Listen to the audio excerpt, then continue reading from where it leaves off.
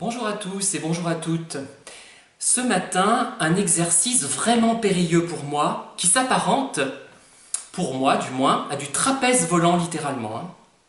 Bon, je vous avais déjà parlé de mes ambitions de catcheur, compromises par mon dos en piteux état, mais là, du trapèze volant, je n'ai jamais eu envie de faire ça, vraiment jamais, jamais, jamais. Pour vous expliquer un peu plus précisément pourquoi je parais si alarmé, contrairement à mon habitude finalement, et c'est que je dois commenter un ouvrage intéressant d'un auteur de la région qui publie aux éditions Valeurs d'Avenir, et cet ouvrage s'intitule Le général Ferdinand Taillardat, et l'auteur c'est Jean Taillardat, alias Camille Valex. Alors pourquoi je suis un peu anxieux? Puisque en fait je fais beaucoup de vidéos et je devrais quand même être aguerri depuis le temps. Eh bien en fait j'ai quelques difficultés à commenter des ouvrages qui ne sont pas des romans, puisque n'étant pas vraiment un intellectuel, comme vous le savez, je suis surtout axé sur les aspects émotionnels et esthétiques des ouvrages. Et je pourrais très bien parler d'un livre en me centrant sur un seul chapitre, celui qui m'aura provoqué des émotions fortes. Voilà. Mais là, je vais essayer d'être plus rigoureux pour parler des éditions Valeurs d'Avenir et de cet ouvrage en particulier.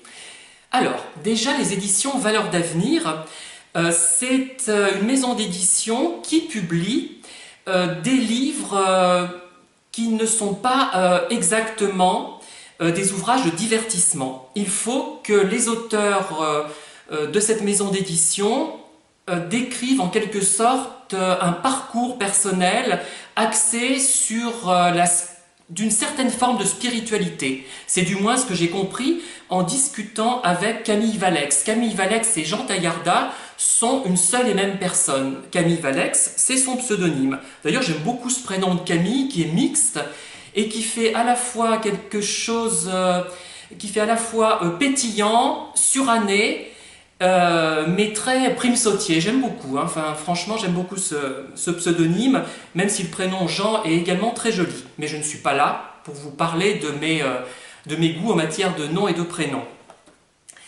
Alors, Jean Taillardat, alias Camille Valex, il a publié des romans et des nouvelles principalement. J'ai d'ailleurs lu un de ses romans qui a remporté un prix au Cercle littéraire Catherine de Médicis. C'est un roman d'anticipation intitulé La fin des temps. Et je dois avouer que même s'il ne m'a pas plu d'un bout à l'autre, s'il ne m'a pas entièrement satisfait d'un bout à l'autre, c'est un des rares romans de science-fiction que j'ai lu jusqu'au bout. Donc je le trouvais intéressant, il y a beaucoup de remarques pertinentes. Et vraiment, globalement, le sentiment qui en ressort est positif. J'avais lu également des nouvelles d'un recueil En se souriant et autres histoires brèves qui datait de 2015. Le roman d'anticipation dont je vous parlais et qui a remporté un prix au Cercle littéraire Catherine de Médicis, c'était en 2017 qu'il est sorti. Et donc je reviens à ces nouvelles, j'avais lu ces nouvelles. Alors bon, j'étais pas d'accord avec tout non plus, mais globalement, il y avait des nouvelles très fortes, très intéressantes, et souvent d'ailleurs celles qui étaient écrites de façon brute de décoffrage étaient les plus convaincantes. Celles qui étaient écrites de façon plus étudiée, élaborée, m'ont moins convaincu. Mais bon, ça c'est un avis personnel, donc un livre également marquant, deux ouvrages marquants que j'ai lus. Je n'ai pas lu d'autre chose de Camille Valex.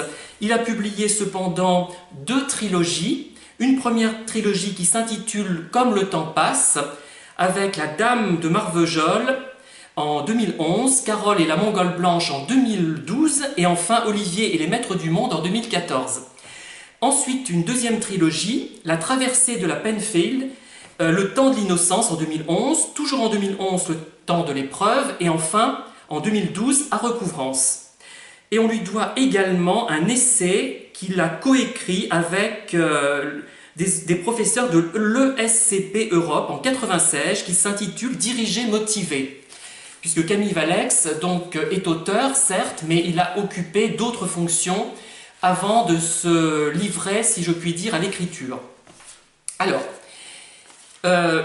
c'est amusant puisque au début de son livre, donc, qui s'intitule Le général Ferdinand Taillardat, que je vous montre ici, Camille Valex, enfin Jean Taillardat, fait allusion aux tonneaux que l'on rencontre quand on passe à Combronde et qu'on va à Montluçon, puisque moi j'ai été amené à aller souvent à Montluçon, Clermont-Montluçon, je l'ai fait souvent, ce trajet je le fais moins souvent, et j'ignore si le tonneau y est encore.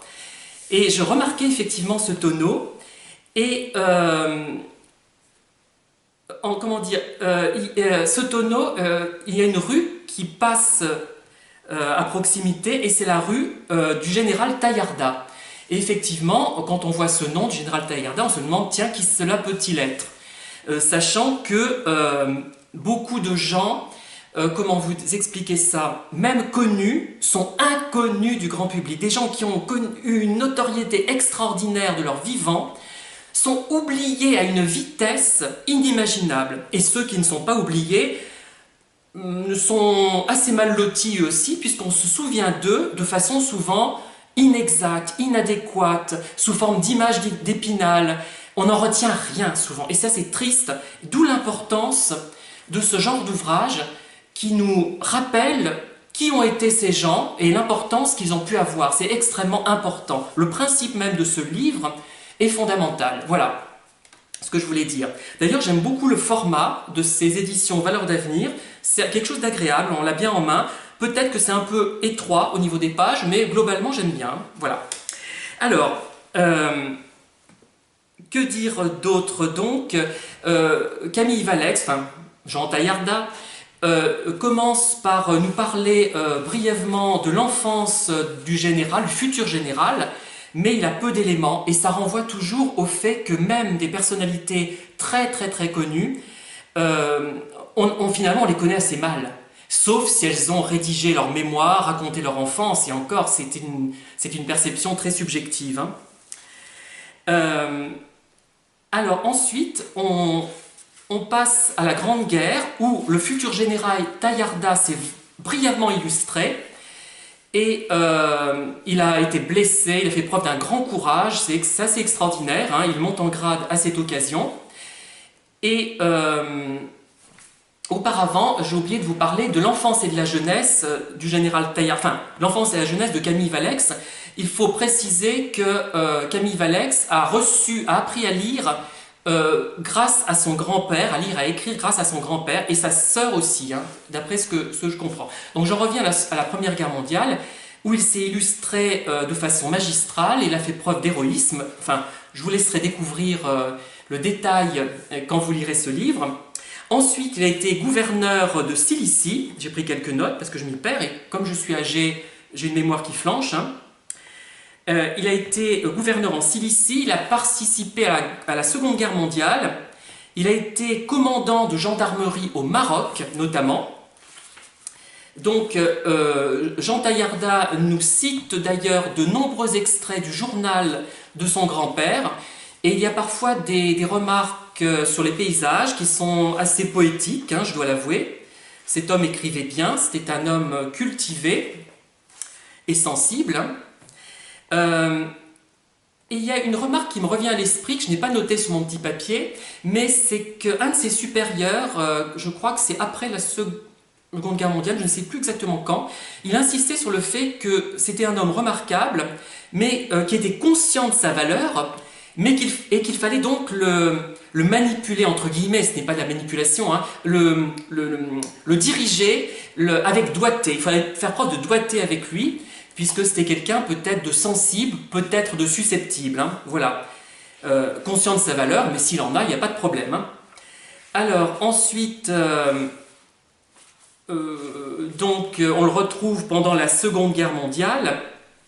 À l'issue de la Seconde Guerre mondiale, à la suite, à mon avis, de malentendus, d'après ce que je comprends, il a subi une commission d'épuration dont il est sorti lavé, heureusement, et il a été commandant des forces de gendarmerie.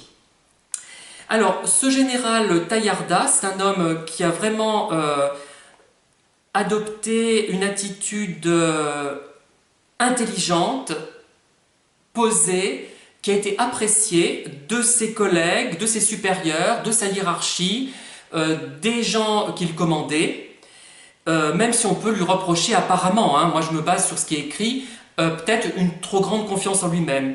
Il explique d'ailleurs que, comment dire, que la Première Guerre mondiale, toute difficile qu'elle a été, après les massacres horribles qu'il a vus et qui l'ont profondément touché, avait quand même façonné sa personnalité. Alors, est-ce que c'est une réduction de dissonance cognitive? Je vous rappelle le concept de Festinger, il faudrait que j'en parle sur des vidéos, ça, parce que la psychosociale cognitive n'est pas étudiée. Hein. Je parle des pervers narcissiques, mais pas assez de Festinger et sa dissonance cognitive, par exemple. Est-ce qu'il dit cela donc pour se persuader qu'il n'a pas perdu son temps, qu'il n'a pas souffert pendant la guerre, où il a été gravement blessé et comment dire, il a subi, il a eu des séquelles de ses blessures quand même, hein. Ou est-ce qu'il est sincère? Est-ce que cette Première Guerre mondiale lui a permis de prendre conscience de l'importance certains rapports humains et de la nécessité d'avoir une certaine spiritualité? Alors c'est un grand lecteur, il a une bibliothèque impressionnante, il lit beaucoup de thèmes, on va dire, plutôt historiques, religieux et ésotériques, on va dire, en simplifiant à l'extrême, c'est du moins ce que j'ai retenu. Il a énormément de livres sur les thèmes religieux et il évoque notamment la réincarnation. Je vous invite à découvrir tout cela. Il a publié quelques ouvrages, dont des articles, et l'auteur, Jean Taillarda, reproduit son journal pendant la guerre de 14-18, celui qu'il a rédigé pendant la guerre. Et c'est dommage d'ailleurs qu'il n'ait pas fait finalement, plutôt que de mettre tout cela en annexe, un ouvrage spécifique sur les écrits du général Taillarda qui n'aurait pas été publié par ailleurs. Vous voyez, ça aurait fait un livre séparé en plus, mais peut-être que justement, pour moi c'est important de dire, ben voilà, cette personne est décédée, elle a produit une œuvre, la voilà, elle est concrète, elle est sur le papier, c'est un écrit, voilà, c'est ça qui est important pour moi. Des gens qui ne sont pas forcément auteurs de leur vivant, bon, le général Taillarda y était quand même, et ben ils ont produit quelque chose autre, et ça devient un auteur, ça devient, voilà leur écrit. Après, on l'interprète comme on veut, hein, leur écrit brut, on peut faire une introduction, mais on produit l'écrit brut tel qu'il a été écrit par la personne. Alors cet ouvrage, donc, qui est proposé au prix de 17 €, hein, je vous le dis au cas où vous auriez envie de l'acheter, je pense que oui, il comporte de nombreuses photos en noir et blanc et en couleur qui montrent le général, le jardin, sa maison à Combronde, qui est un ancien relais de poste, si j'ai bien compris. Il y a de nombreux documents d'archives qui sont reproduits, qui sont photographiés, puisque l'auteur Jean Taillarda s'est rendu à Vincennes, et il s'est d'ailleurs toujours intéressé à la vie de son grand-père, hein, même si finalement il le connaît assez peu, il le connaît sous un angle particulier quand il était enfant, surtout quand celui-ci lui a appris à lire et à écrire, mais c'est tout de même, il l'a tout de même bien connu. Et il y a donc, c'est tout un livre qui comporte énormément d'annexes. Justement, moi j'aurais préféré qu'il fasse un autre ouvrage. Vous voyez, c'est presque la moitié de l'ouvrage qui sont composés d'annexes. Et en fait, ces annexes sont très intéressantes. Ce ne sont pas des annexes habituelles qui sont là pour prouver qu'on s'est référé à tel ou tel document. Mais là, il y a vraiment à fouiller. Et c'est intéressant. Hein. Voilà. Bon, moi qui suis peu féru de guerre, en fait, même si j'ai publié des ouvrages sur les camps de prisonniers de la Seconde Guerre mondiale, notamment, je ne suis pas tellement intéressé par cette période et ça m'a quand même intéressé. Voilà. Je m'intéresse, disons, à des parties ponctuelles. J'aime un événement ponctuel et je ne resitue pas forcément dans son contexte. Je suis un peu miniaturiste, je dirais. J'aime bien des choses assez courtes, puisqu'un récit court, on le maîtrise mieux qu'un pavé de 1000 pages. Hein, voilà. Voilà, je vous engage à lire cet ouvrage qui s'étend sur 224 pages très denses, une grande densité, où on apprend sur la carrière de ce général Taillarda, mais aussi sur sa vie personnelle et spirituelle, un peu moins. Mais en fait, c'était quelqu'un qui était complètement fasciné et vivement intéressé par l'au-delà, par le devenir de l'être humain après la mort. Hein. C'est quelqu'un qui avait une réelle substance et qui ne se contentait pas de bigoterie, voilà ce que je veux dire. Hein. Ce n'est pas un religieux bigot. Bon. Voilà, je vous remercie de m'avoir écouté. Je pense que j'ai été un peu confus. Je ne suis pas très doué pour ce genre comment dire, de prestation, puisque moi je suis surtout dans l'aspect sensibilité, affectivité, et donc je suis mieux à même de parler de romans finalement, hein, ou alors de thèmes psychologiques, mais ça vous le savez depuis longtemps. Voilà, je vous remercie. Je dis bonjour à Christophe Gironde, président du Cercle Catherine de Médicis, et j'espère que cette vidéo sera suffisamment convaincante pour être diffusée sur le site. Voilà, je vous remercie encore et je vous dis à très bientôt pour une nouvelle vidéo sur un nouvel auteur de la région, sur un autre auteur peut-être, ou sur un autre thème, on verra. À bientôt, au revoir.